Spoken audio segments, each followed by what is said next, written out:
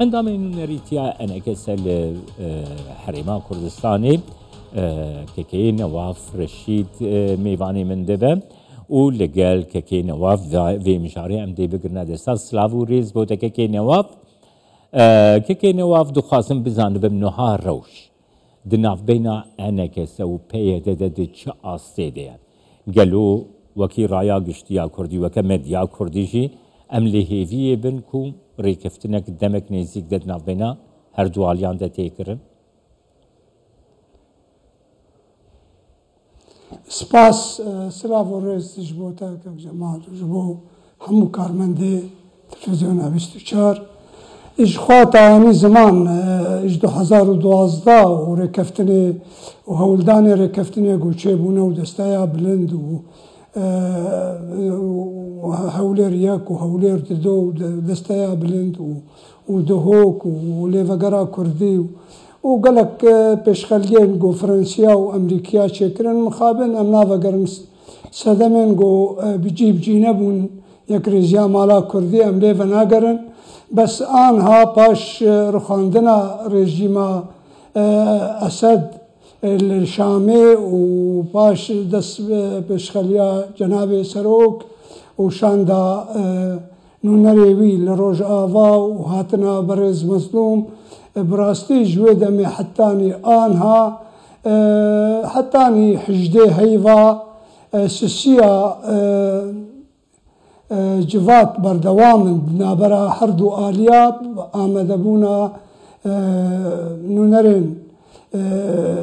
ناف دولتي وهروها فرنسي وأمريكي وكو جناب مظلوم وكو جرانتورك أوجي لقل فرنسيا وأمريكيا نابرا جواتي جو نابرا انجومني وبهذا ذبن أنا 2000 حجديم هي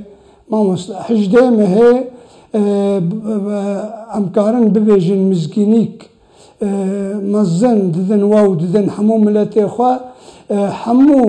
خالن ناكوك دار ايقود نابرا وجي خلافه نابرا بيادة وانجمنان اجتماعي كردي توافق سربو اتفاق سربو اريني بو وكو متزانن يعني بو باشا ككي نواف شما نهات راقا ككي نواف شما نهات راقا جر حجده مهي ككي نواف جر حجده مهي ككي نواف جر خالد سركه ولا حدو كريا جبو رايا قشتي افيك نهات التين برسفي برساتا بك ما لها فكريا وكو انجمنان اجتماعي كردي اما محمو ولايانين بارتين لقل انجمنان اجتماعي كردي هروهان حمو سازين قريداي بانجمنان اجتماعي كردي سازين جنان سازين خورتان سازين كسيم سربخوا حموان وكو رأي بيدان اما ام آنها آمدنن ام چاوري برادرن پیاده دکن هگر اوجی کاربن اوه نرینا هفبش ام گهشتنه ده کاربن برسوکی یان ارینی کی اج پارتین لگل پیاده و حتی انی ایگو اج دروی هر دو اطارن کردی هگر پیاده به و هگر انجمنش اجتماعي كرديش برجو كون زانن قالك بارتي هنن جدر في حردو انجوانان هناك هنن خوا حسبين مسترلا انجوماني اوانا جهات نديتن اما انها ام چاوري دكن برادرن بيدا بگهينن جبو راگهينن سر راگهاندنه وكو كونغرك اجتماعي شبه ومزجينيا داوي بدن خلق ما واتفاق راقين باشا كي نواف يعني از خالكي خلين سرك بيجم يعني نهاو وكي انا كسا وبيدا لسر يعني ريكفتنا سياسي لسر وي هون ريكفتنا لسر ريكفتنا سياسي بله مامۆستا ئێمە شخوا دوو خاڵێ سەرەکە بله. وەکو دەما ناو دەست پێشخەلیا جەنابێ سەرۆک دەژی دوو خاڵێ سەرەکە یەک ژێ ئەم کاغەتە کوردی هەڵبەش چێ بکەن ئەم کاربن پێ هەرن شامێ هەروەهاژی شاندەک ئامادە ببێ ئەو شاندایە vê kaxetê bigînê Şamê. Ew tiştê got naveroka ser du asta diyalog bûye, ser du asta giftego bûye, ser asta niştîmanî weke Sûriya giştî û her wiha jî li ser asta deverên Kurdî yan jî Kurdistana Sûriya ser her du aliya baş li ser sekinîne û amade bûye û temame û erênî bûye hêviya me ew e nêzîktirîn dem hûn mizgîniyê û hûn deng bibihîzin mizgîniya yekrêziyê. Destxweşxwe pirsekê got min dixwest ez bikim te bersiva wê jî da kekê neva.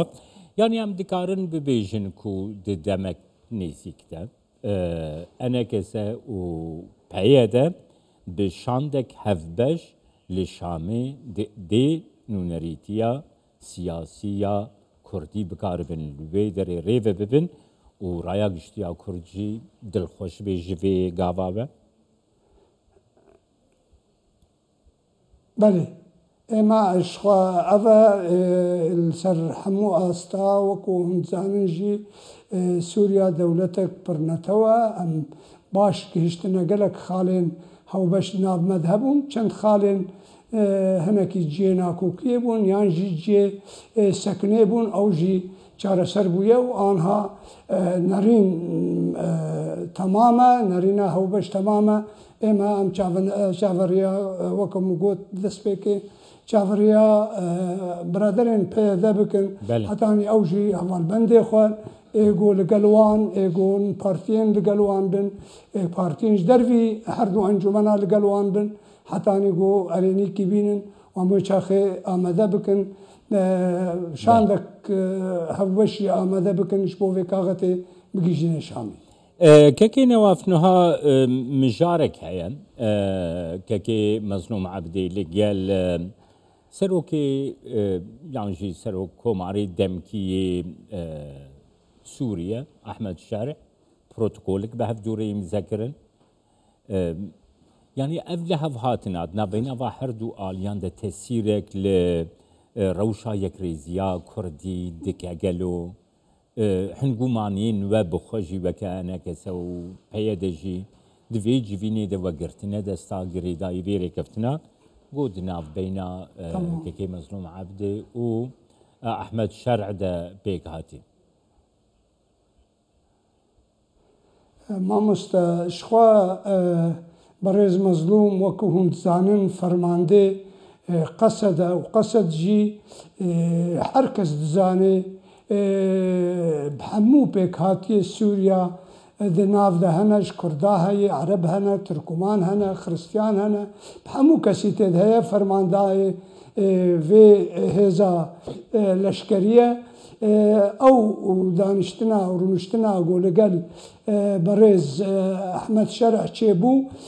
ji bo bi şêweyekî çi şêweyî derbazkirina nav leşkerên niştîmanî bibin bi heşt xala ew heşt xalane jî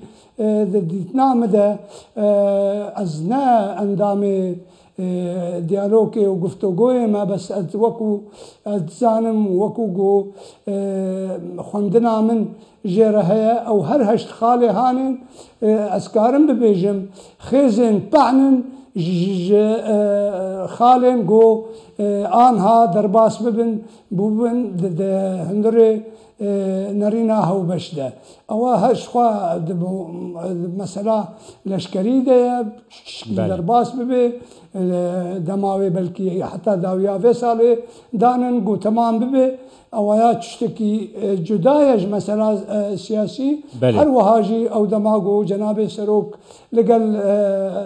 berêz Mezlûm jî danîştin gotin evaya ser du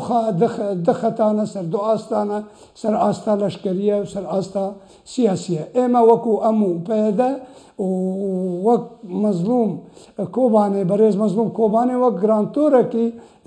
di kêleka Fransiya û Emerîkaya de گرانتۆرەکیش بۆ یەکرێزیە و یەک کاغەتە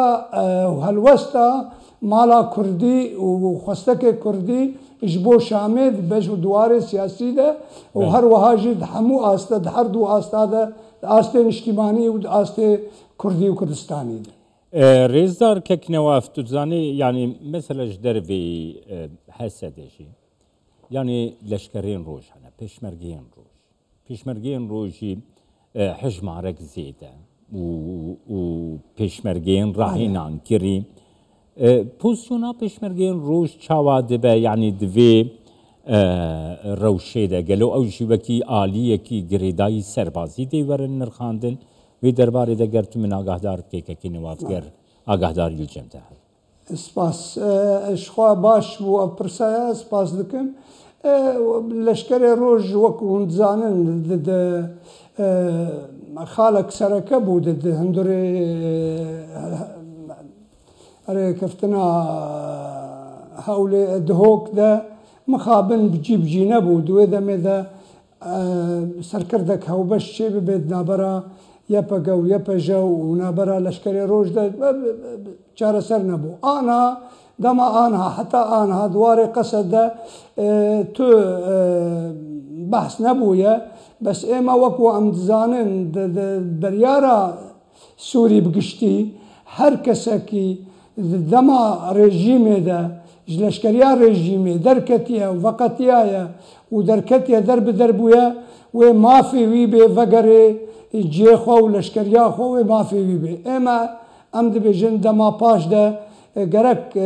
leşkerê roj aniha li ser erdekîne ne xaka Kurdistana Sûriyaye ber vê yekê tu rêkeftin û danûstandin bo wan nebûye bes dîtnamê de dema pêş de gerek behs bibe wekû kesayetiyên evê goveqetiyayên ji leşkerê Sûrî û ji leşkerê nîzamê derketine gerek ji mafê wan bê heqê wan bê ka çawa heqê her kesekî ye heger muwezzif bû heger karmend bû di dewletê de û derket ji bo sedemên siyasî bê ji bo sedemên çi bê gerek aniha mafê wî bê vegerê wê kêşeya leşkerê roj jî wê nav wê de hêviya me ew ew jî çareser bibin pêşa rojê. Elê spas û rêzdarî bû te Kekinewaf Reşîd endamê nûnerîtiya Nekesel Herêma Kurdistanê li gel me.